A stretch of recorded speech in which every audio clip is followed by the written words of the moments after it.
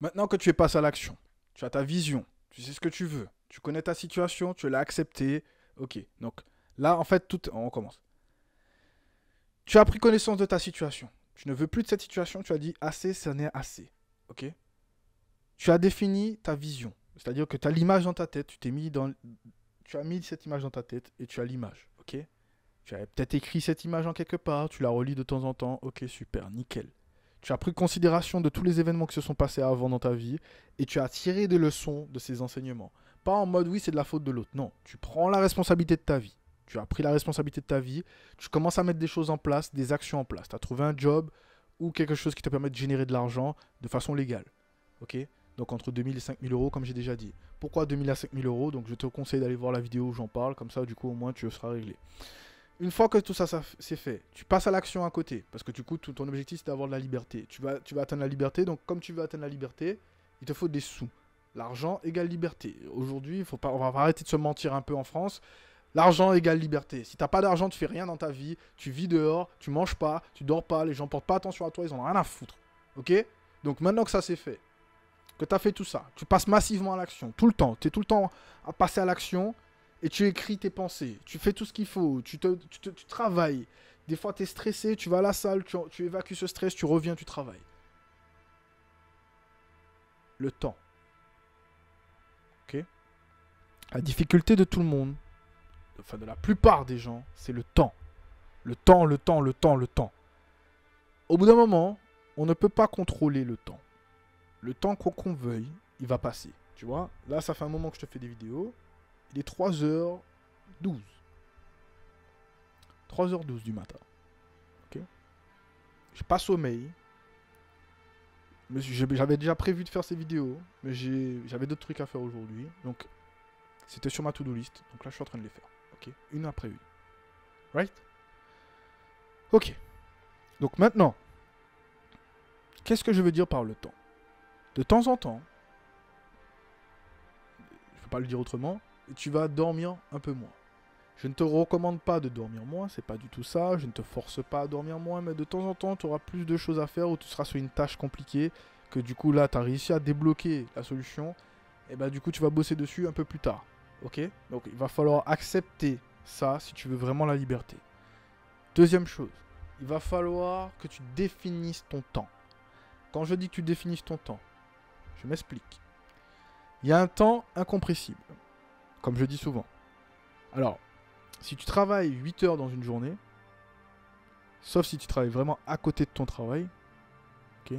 La majorité du temps, on ne travaille pas donc collé au travail. Il y a quand même un petit temps de transport. Ce que je dis souvent, c'est qu'il y a le temps de trajet dans lequel j'inclus le temps de préparation, le temps de justement se mettre dans condition, le temps où on arrive au travail et que le travail commence, jusqu'au moment où on sort du travail, qu'on rentre du travail, on prend une douche peut-être, ou on va au sport, etc. etc. Ben justement, tu dois définir ta journée par bloc. Ok. Je ne fais pas de montage spécifique sur mes vidéos, mais je vais quand même te mettre une petite image, ok, au fur et à mesure. Donc disons que là, tu as un bloc qui est ton travail. Donc, si justement tu travailles 8 heures, moi ce que je fais, ok, et ce que je faisais à ce moment-là, donc quand je travaillais à l'usine, c'est je rajoute une heure avant, une heure après. Pourquoi une heure avant? Parce que je vais d'abord me réveiller, travailler d'abord pour moi, ne serait-ce que 20-30 minutes, me préparer, me mettre en condition pour le travail. Donc des fois même je me réveillais 2 heures avant, mais juste pour que tu comprennes, la plage horaire du travail représente un bloc de 10 heures. Pourquoi? Parce que si tu travailles 8 heures, donc tu as une heure avant, une heure après, ça fait 10 heures. Dans ce bloc-là, tu as déjà un temps de repas. Normalement. Normalement, tu as un temps de repas dans ce bloc de 10 heures. On n'a pas tous le même planning, donc je te le fais à ma manière par rapport à ce que j'ai vécu, et ensuite tu le mets à ta manière. Okay. L'essentiel, c'est de comprendre l'idée et de la réadapter à toi. Okay. Si tu as des questions, tu me les poses en commentaire, il n'y a pas de souci, j'y répondrai, c'est volontiers. Une fois que tu as fini ça, disons que tu vas au sport, du coup moi, ma séance de sport me prend entre 1h30, 1h45, ça dépend des séances. Donc je vais arrondir à 2 heures. Pourquoi 2 heures? Parce que si je sors du travail et que je vais directement à la salle, j'ai ce petit temps de trajet que je peux compter dans les 10 heures que de base j'avais compté pour rentrer à la maison. Mais j'aurai du temps de trajet pour rentrer chez moi par la suite. Ok?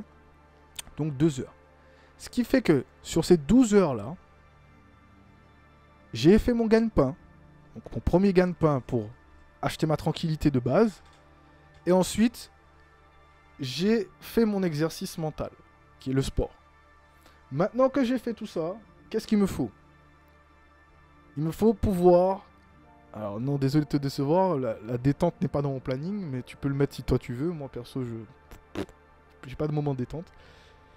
Je prévois justement 2 blocs de 2 heures. Donc un bloc où je vais pouvoir travailler sur mon projet pour gagner plus d'argent. Ok. Et un deuxième bloc où ben, je vais faire une coupure entre les deux pour pouvoir remanger, etc. Parce que je veux quand même avoir ce corps où ben, il est bien nourri, bien massif et tout ce que tu veux, ok, en bonne condition. Donc il faut que je mange et que je garde mes idées libres, ok, mes idées libres pour une vie libre, ok. Donc j'ai un bloc de travail, un bloc de sport. Après ce bloc de sport, du coup, je retravaille, je mange, je retravaille. Et là, devine quoi? Ce que la plupart d'entre nous, donc même pas d'entre nous, mais ce que la plupart des gens font, c'est qu'ils font des heures sup au travail, ok, pour gagner un peu plus. Et la majorité du temps, ils ne se rendent pas compte que quand ils font ces heures sup, ils ne gagnent pas tant que ça. Mais au cumul, ça fait un petit plus. Et bien là, toute la semaine, je fais des heures sup. Ça veut dire que quand j'ai fini mes 2 heures, on va dire que je prends un moment pour moi. Ça peut être juste le fait d'aller marcher, histoire de libérer justement toute la journée qui vient de s'écouler. Et quand je reviens, je réattaque jusqu'à ce que voilà, il soit une certaine heure et que je dois y aller dormir. Et après, j'ai mon bloc de sommeil. Et c'est terminé. Et je recommence comme ça every single day. Every single day. C'est tout. C'est tout. Si tu peux suivre ton planning comme ça, tu laisses plus de place au hasard. Et tu verras que dans ça, pas trop le temps pour les meufs. Okay. Donc désolé de te décevoir. Si tu as une meuf actuellement, je te recommande vivement de lui accorder du temps. Donc peut-être que des fois tu vas passer du temps avec elle et que tu vas faire tes heures sup une fois qu'elle elle sera au lit. Okay. Ou, je te donne une autre option, tu te lèves plus tôt le matin, justement parce que tu passes du temps avec elle. Donc le soir, puisqu'elle aussi elle sort du travail. Tu fais, si possible, tu fais ta séance de sport avec elle. Ok, ça ce serait super. Une fois que tu as fait ta séance de sport avec elle, et que du coup, vous avez passé du temps ensemble, vous avez mangé ensemble, vous avez bien discuté de votre journée. Quand je dis passer du temps avec elle, c'est pas passer du temps devant la télé. Ok, qu'on s'entende. Tu passes du vrai temps avec elle. C'est-à-dire vous passez du temps à échanger ensemble sur les choses que vous voulez, sur la vie, comment vous la voyez. Voilà, avoir une vraie discussion comme c'était au début, quoi. Ça lui fera plaisir et ça te fera plaisir parce que du coup, vous aurez l'impression d'échanger sur de vraies choses. Vous pourrez même étaler cette conversation sur plusieurs jours. Ce qui est très intéressant pour justement bâtir une vraie relation. C'est mon opinion, après chacun fait comme il veut, ok? Là-dessus, pas de conseil à te donner. Ensuite, une fois que du coup tu as passé du temps avec elle, à ce moment-là, tu peux réorganiser ta journée et à ce moment-là, avoir le temps de travail que tu as pas fait le soir, bah, tu le fais le matin tôt. Pendant qu'elle, elle dort encore, bah, tu te lèves et tu vas faire ce temps de travail.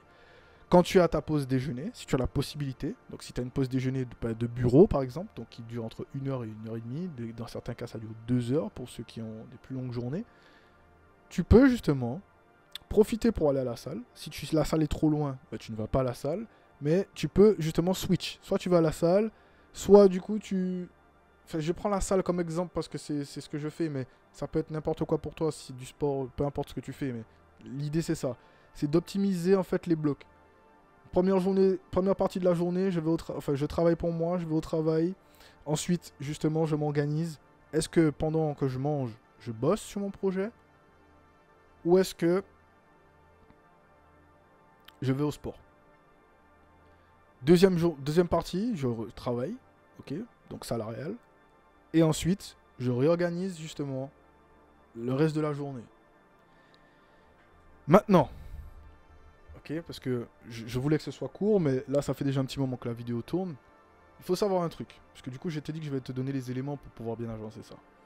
Tu dois avoir un planning type, ok? C'est ton planning type, c'est ton template, ok?